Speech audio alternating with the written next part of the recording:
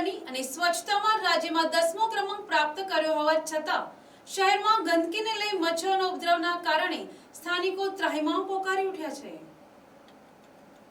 નવસારી મહાનગરપાલિકા બન્યા અને હાલમાં જ સ્વચ્છતામાં દેશમાં 41મા ક્રમે અને રાજ્યમાં 10મો ક્રમ મેળવ્યો હતો।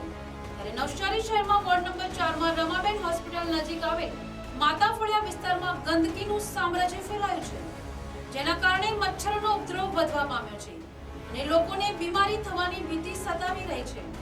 ત્યારે મચ્છરોના ઉપદ્રવને લઈ તોબા પુકારી ચૂકેલા સ્થાનિકોએ મહાનગરપાલિકામાં વારંવારની રજૂઆત કરી છે, પરંતુ ઘોર નિંદ્રામાં રહેલું પાલિકા તંત્ર યોગ્ય કામગીરી કરતું નથી।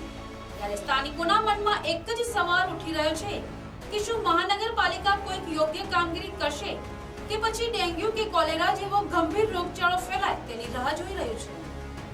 આ અંગે મહાનગરપાલિકા યોગ્ય કાર્યવાહી કરે અને સ્થાનિકોને ગંદકી અને રોગચાળાથી રાહત આપે તેવી જ લોકો માંગ કરી રહ્યા છે। Bureau report NTC news Navsari.